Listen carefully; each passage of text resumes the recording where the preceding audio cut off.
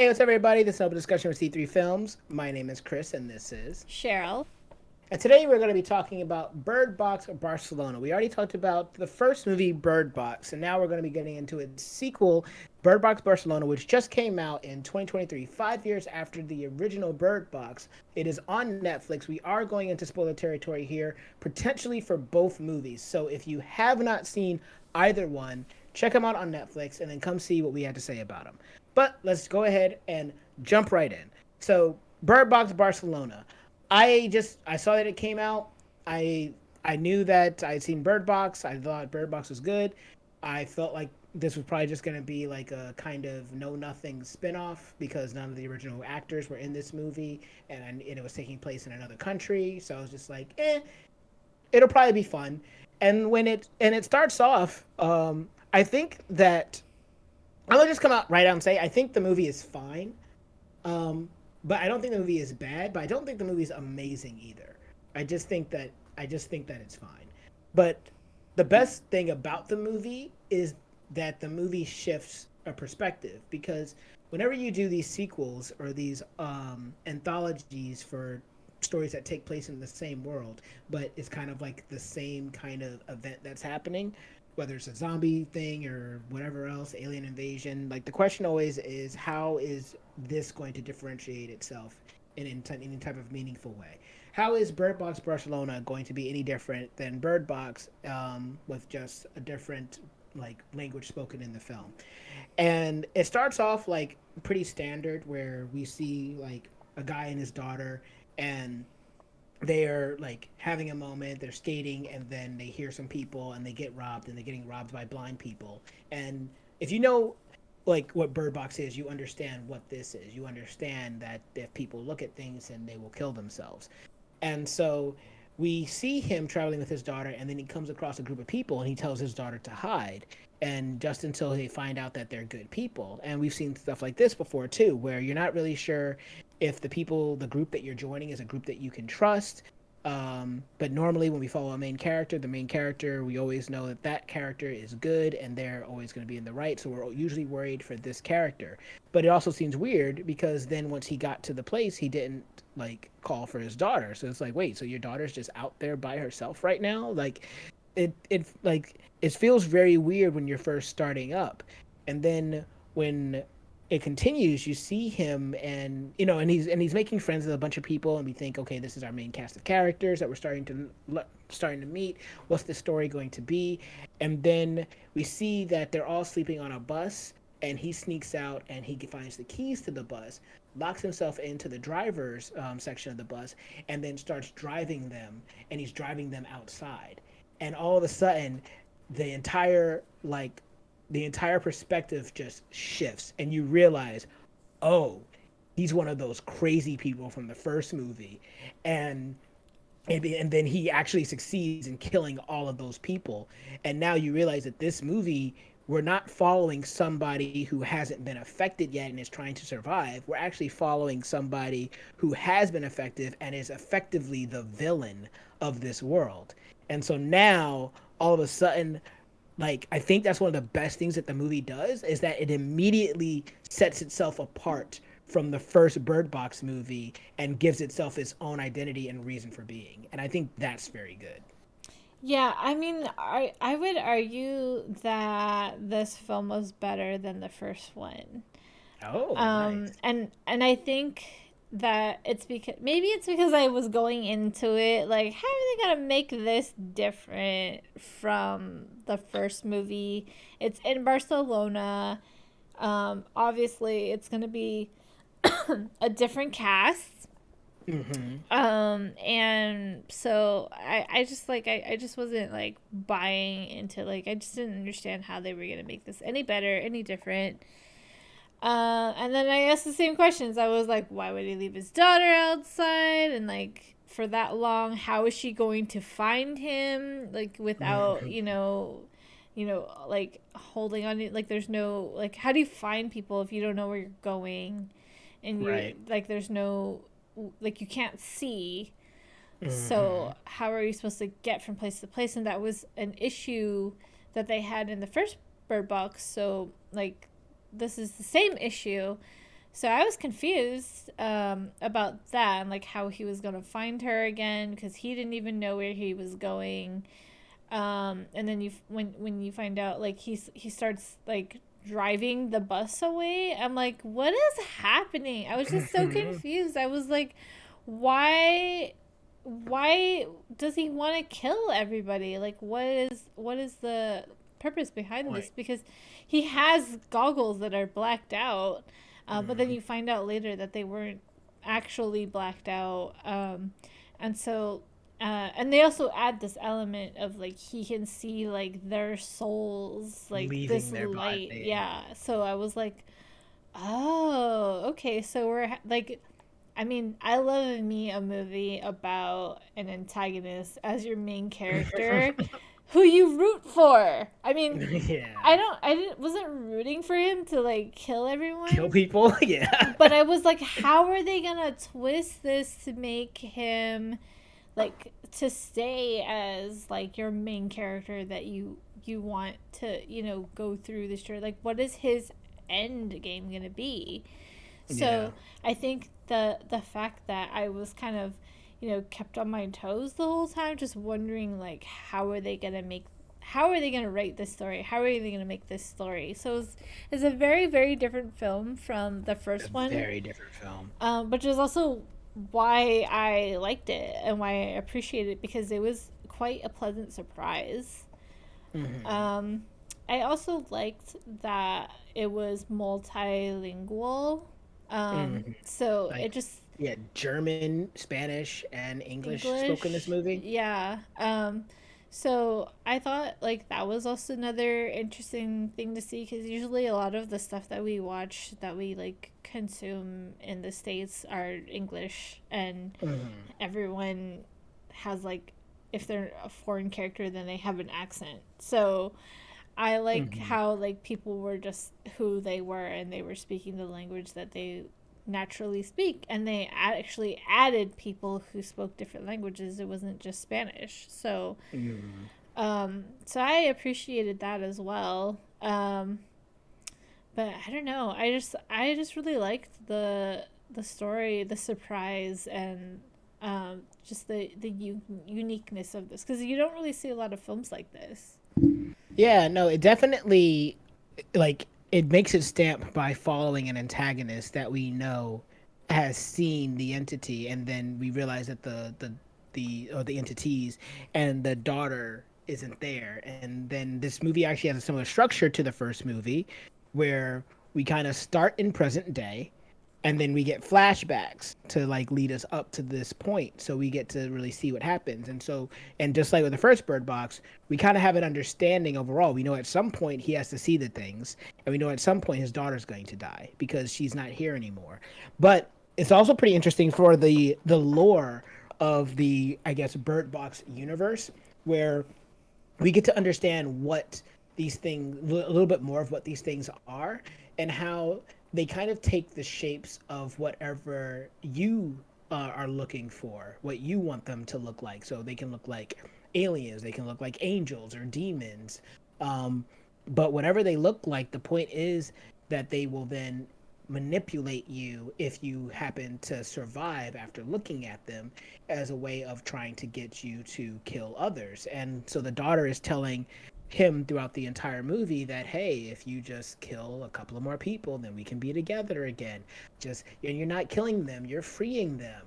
You're doing something that's good. And like it kind of tries to get you into that whole psyche of why would these people be so adamant about like getting other people to see, outside of just saying like they're crazy. Outside of saying, yeah, they're crazy and that's what crazy people do. They're like, no, there's something that they're connected to that's talking to them and convincing them that this is what they have to do for whatever the reason is, and that's why he's doing it.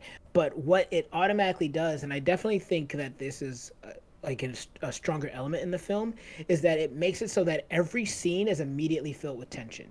And it's not because of the creatures, it's because of him. Because we know who he is. We know that he's a wolf among sheep. And so when we see him interacting with the next group of characters, and also with the movie starting with him killing a whole group of characters that we thought were going to be main characters, we now have established this belief that these people can die.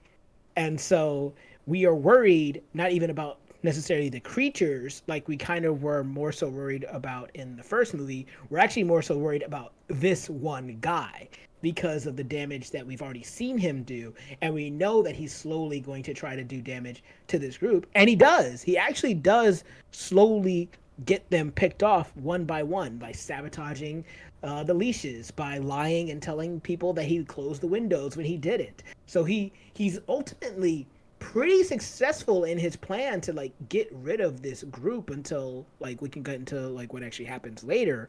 But by having the movie start the way that it did and following an antagonist that we know is like has no problem doing wrong, it makes it so that every scene that he is in is automatically imbued with a sort of tension because we don't know if he's going to get these people killed or not. Yeah, and I mean, I wish there was a little bit more exploration into how it's decided who gets to see and who doesn't get to see. But I do like the twist that they put on it where they kind of lean into religion a little bit. So it's kind of like a cult now. And but it they mention like angels and demons and seeing the light, and it just feel very religious. So I kind of like that, that route, that explanation, as opposed to like, oh, it's a monster and this guy is crazy. And he's just a Mm-hmm. crazy guy. His background is being crazy. He was a normal guy.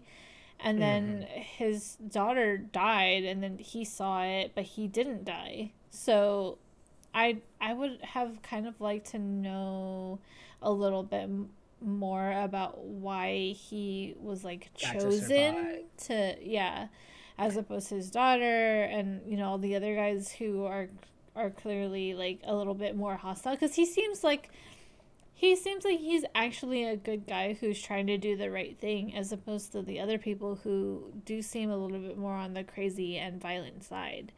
So Right. And like that was something that I felt like was a little bit different with this movie in Bird Box, because in Bird Box they explicitly tried to make it seem like the people who weren't dying were people who already were cracked in the head. mm-hmm. But like in this movie, it makes it seem like it could be a little bit more random because like you said, he was not crazy, but for whatever reason what he did not die when he got to see the creatures or the entities or whatever. So yeah, it's not really made clear on what type of people this can happen to. It does kind of feel a little bit more random in the context of this film. Yeah, I just wish there was a little bit more clarity for that, but otherwise I really liked the idea behind the way they leaned on it. The other thing that I thought was kind of cool, just like one quick little scene, was when they did decide to go find the sanctuary, that they were like breaking into buildings, into mailboxes, and looking at the letters so they could figure out where, like, what address they're at, and they were like using the map. So I thought that was a really, That's smart. Yeah. yeah, I thought that was a much better way of having these people figure out a way to travel, as opposed to the first movie where you're like, how are they doing this? This doesn't make any sense how they're getting around. Yeah. How Um, did they get from that house to the woods yeah, in the first Bird Box? Like after yeah, everyone died, how did they get from that house to like the woods that they were end up living in? and the shopping Mm-hmm. grocery store and stuff like that. But that's the first movie.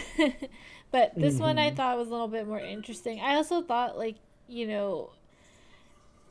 they played around with the idea that you can take the blindfold off and for a little while, and you'll be okay if you're lucky, because the monsters are not always there.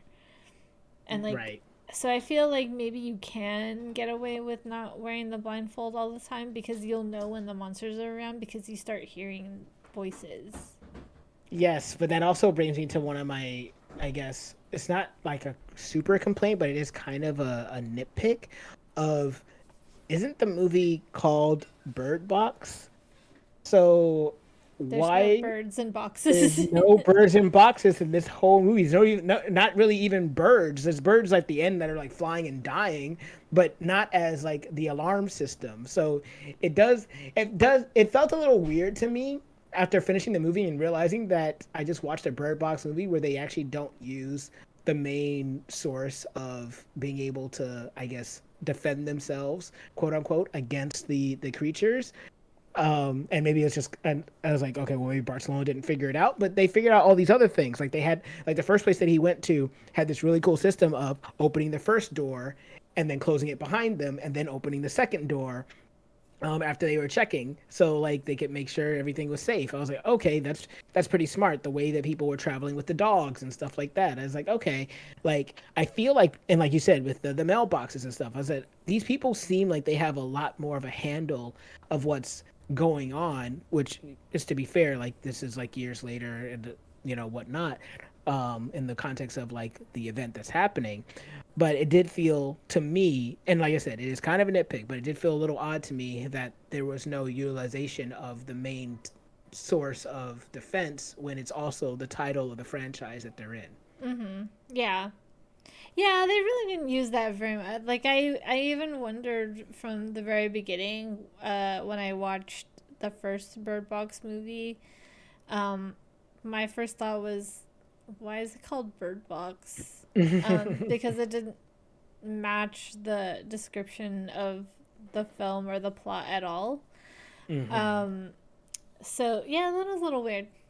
I mean, Yeah, the only thing I could say is like, well, it's a second movie. It's a right. it's just Or another I guess, movie, and they're in and you Barcelona. say, right, and you did say that like they, like if you're taking it from the standpoint of like an, what is it, an analogy or whatever, that they are the birds in the box or whatnot covering blind, then in that way, then yes, then it's not about the actual source, it's about the idea, in that case. But yeah, but outside of that, yeah, like the people start getting picked off one by one, until we only have two characters left. One is a little girl that lost her parents, lost her mom when the event was happening, and then this other woman who I think is a writer, if I remember correctly, who I think is also from America, and it's America, where was she from? Oh, Brit, the UK. UK. UK. I can't Yeah. remember. I just remember she spoke English.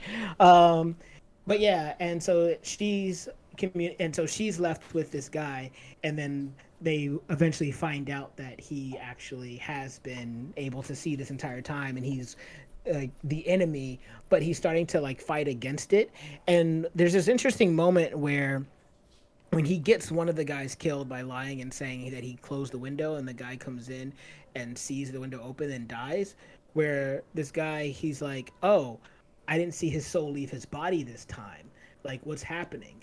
And so I thought that that was kind of interesting because like the movie starts to imply that even though these things can manipulate you, you can find your way, quote unquote, back, in a sense. So like the moment that because he was like his daughter was saying, oh, it's because you no longer believe and stuff like that. So because his faith was getting shaken because he couldn't, he I guess he couldn't really bring himself, he was connecting with this other little girl, and I guess he kind of knew instinctually that he was going to be killing this little girl, and he was trying to fight against that. And so that led him to kind of almost break his programming in a sense, and he was able to, in this movie, come back and kind of just be a normal person in this world, which is kind of crazy if you think about it. Like if you can see these monsters and not die, but then on top of it not be stuck in the loop of killing multiple people because the monsters tell you to, then you can just function as a normal human being in that world, and that makes you pretty powerful. So I thought that that was kind of interesting that they actually created this idea that you can come back from this. Yeah, the only thing for me though is that I thought when that was happening that he would end up like going crazy, like crazy and suicidal, and then that's how he ends up dying. Oh, right, because of the fact that he's not following the programming anymore. Yeah, but instead he ended up taking one for the team. Yeah. So I actually maybe didn't like that one as much. I thought it would have been more compelling if, he like ended up killing himself at the end, Hmm. like everyone else does when they see it. So, I mean, I thought that's one way you could go, but that's you know, I guess at the end of the day, you're still a human being, and you could still get hurt. You're still squishy, so. Still, yeah, you're still squishy. Um, and then yeah, and then they talk about how there's this guy that's going around, like when he's in the first area, they talk about how there's this guy going around and forcing people to look and see, and we already knew about that, but he had like an eye painted on his hand or some or scarred on his hand and whatnot, and we find out that that's the priest that we meet in the past when he's like trying to get his daughter out of the school, which I audibly laughed, by the way, because you he comes into the school, he sees this collection of children like huddled in a corner. He finds his daughter and says, "We're leaving," and I was just like, "Oh, okay, so screw the rest of them kids, I guess. You got your daughter, so you fine." I was like, "Yo, that's messed up." He just left them little girls. I was like, "All right then, you do you." So but yeah, like we get to see a lot of the flashback stuff, a lot of stuff that takes place in the past, and it's kind of showing, kind of like with the first Bird Box, like how this event kind of transpired in Barcelona and what was happening to all the people that were there. We find out what happened to his wife, and because she basically gets hit by a car, and even then, when she's running across the street, I'm like, "You're about to get hit by a car. I know. I've seen this framing before. You're about to die." Yeah, And they try to like fake you out where she almost gets hit and she doesn't, and then she backs up and then gets hit. I'm like, "Oh my yeah. gosh." They already did that in the first Bird Box. I know, right? Like, guys, come on Wasn't now. Yeah, I wasn't a fan of that, but it was such a small thing, so I was like, all right, whatever. But I don't know. I Is it just me, or did you think that it was gonna end and then it kept going? Yeah, yeah, yeah, Because then they started yeah. going into like Yes, the yes. science of I it, forgot. and like making like they were doing experiments trying to make a vaccine and stuff, and then they just end it. So like I. I thought that was weird, and I'm like, oh, okay, they're gonna make another one, and like we were Yeah. joking how there's gonna be this whole Bird Box cinematic universe and like a whole Hmm. bunch of Bird Box movies. Yeah, no, that's what it felt like. Like, no lie, you're 100% correct. Because when they get in, when she jumps into the air car or whatever, and then gets to the place, I thought, good, That's it, we're at the end yeah. of the movie. That's fine. But then they start going into all this detail about like, oh, we can like we're working on a cure. We're trying to see if we can tell if it's like your blood, it changes your blood and stuff. And I was like, whoa, am I about to watch another hour of this movie? Like, what is happening right now?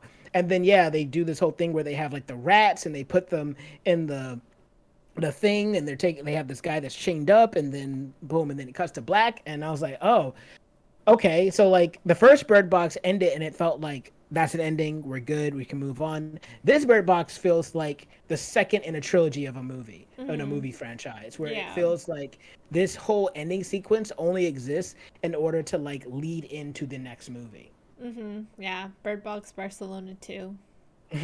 Right? I mean, and even then, I was curious because like I was wondering if I'd want to see a Bird Box Barcelona with this girl that survives at the end of the film as the main character, or if I'd want to see them do Bird Box in like another country. And Germany. They follow the yeah, girl and they go to Germany. yeah, And they bring the seriously. cure with them to Germany. All right, Netflix, pay me the big All right, bucks. yeah, there you go. But yeah, so I just thought that was a little weird, but knowing, or I guess understanding that there could be like a franchise that they're trying to build, then that's fine.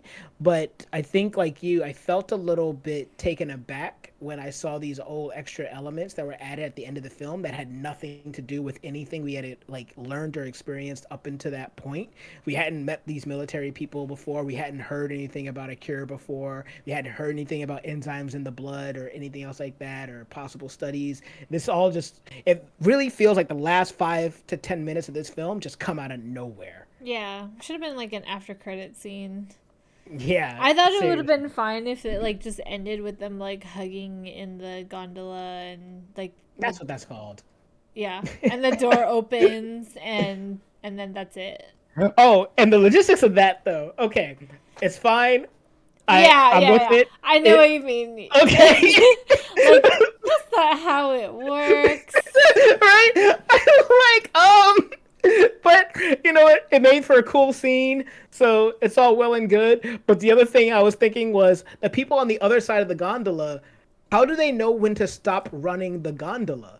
Like, did they see her jump into the gondola with binoculars and they're like, oh, she's in that car, so we'll wait for that one to get here? Or did they just run it for like an hour and just look at every single door that opens to make sure anyone in here? No, okay. Anyone in here? No, okay. And like I was like, I don't really know the logistics of how you do this when you're not able to actively see the person that is supposedly asking for your help. Like I'm like, I how do you know that they got in? Especially when that thing is like they could have missed the jump and they Yeah. would have just died. I know, 4 seconds, right? You know that an elevator door stays open longer than that. And that's like you just step in. So anyway, yeah, I'm just thinking like imagine having like your family and you're on vacation, you're gonna go see this castle. You got little grandma, you got your 5 kids, and but you get 4 seconds to get in the gondola. Or it closes Oh, on you. that was hilarious. So, and also these creatures don't touch you. So I was like, she didn't need to necessarily rush away from the creatures. Like that's the one thing that I thought was like interesting about like the Bird Box world is that the creatures never physically can do anything to you. It's Yeah. always the people that do it. So like the whole idea that a creature is coming up the stairs after her doesn't really fill me with fear because I Mm-hmm. have the understanding that it can't actually touch her and she has the blindfolds on and she knows that the voices are just voices. So there is no danger. Yeah. So she can take her time. She doesn't have to run away from the thing. Yeah. I was So, not a huge fan of the end. And yeah. that whole thing. Yeah. I think that part could have been thought out a little bit better. I also, Hmm. yeah, and the whole thing with the science and stuff that was, yeah, I'm not Yeah. sure. Well, we'll see where it goes and if they make another movie. But this movie did have some pretty cool shots that I like, kind of like. There's a scene where they are running to a car on the ground level, and the camera is kind of following them outside, but then it gets in the car on the front seat and still stays on the two characters in the back seat. It then turns and gets to the driver's side once the other character gets in to drive the car away, and it was like kind of and it was all done from one take because it started outside of the car, and I was like, oh okay, that I was like that was a cool little like shot sequence. And there's this other cool thing where when he is burning the car to stop the evil people from getting through, and you see his daughter step onto the car, it cuts away to a different cut or different angle, and it is the priest that's stepping over the car. And I remember thinking to myself, was that a is that a bad edit? Because then when it goes back, it's the daughter again. But then you find out that when he's like stabbing his daughter, he's actually stabbing the priest. So that was the edit's way of telling you that the imagined daughter in this moment is actually the priest, but he's seeing his daughter in in his place. So I was Mm-hmm. like, okay, that was cool. I like that. I was okay with that because he was definitely not in the place of her for all the other parts that she was in. No, So it was a little inconsistent for me. But again, true. I didn't really like the ending very up until that point. Like when they get to Mm. the, I stopped liking it as soon as he was, as soon as I got to the bottom of the gondola area, and he's like, Yeah. "You guys go up, and I'll stay here." I thought the way that he used the car to block the entrance was perfect. I was like, oh, that's such a great idea. Like, this is great. Hmm. And then the whole sequence started happening, and then the whole thing with the science at the end that that Yeah. kind of took me out of it. I was like, I liked this movie up to Up the until very that end. part. Yeah. So, but you still think it's a better movie than the first one? A little bit. Okay. Well, they both have their pros and cons. True. I I would say so too. Yeah, because I mean, like I said, they were different movies. Like Hmm. like I mentioned in our other episode about the first Bird Box, that one was very much about the characters and the relationships. Right. I think this one was a little bit more actiony and Yes. suspenseful. Absolutely. It was more of a horror film because people keep getting taken out one by one, and you know that they're gonna be taken out. So, Hmm. I mean, like I guess that's a little bit shared in the first one, but um, I it's weird because like I like the first Quiet Place movie, Hmm. and I like the second Bird Box movie. But That's I fine. think They do different things. Yeah, but I think if you were gonna look at both of them as sets, like overall, I would give it to Bird Box because I think both movies were good, but as opposed to A Quiet Place where we only like the first movie. But I think if we're looking at all four of them, I would say the first Quiet Place is definitely the winner. Right. For sure. Yeah. For sure. But Bird Box 1 Oh, and 2, they have their pros and cons, so I couldn't say one is better than the other. yeah, that's kind of how I feel. They both kind of did different things for me. Like I kind of like the tension more in Barcelona, but I kind of like the characterization and acting in the first movie, in the first Bird Box. So, but yeah, was there anything else that you kind of wanted to say? We're kind of running up on time here. Like any other things in your notes you wanted to get out about Bird Box Barcelona? Nope. Okay, so that's what we thought about Bird Box Barcelona. What did you guys think about it? Did you see the first Bird Box? Or are you just gonna go into Barcelona blind? Did you like kind of like the villain angle for the protagonist in Barcelona? What have you thought about this? Comment below. Let us know. And while you're down there, if you give us a like, share, subscribe. Even if you don't, though, I have been Chris, and this has been Cheryl, and I am the antagonist in Chris's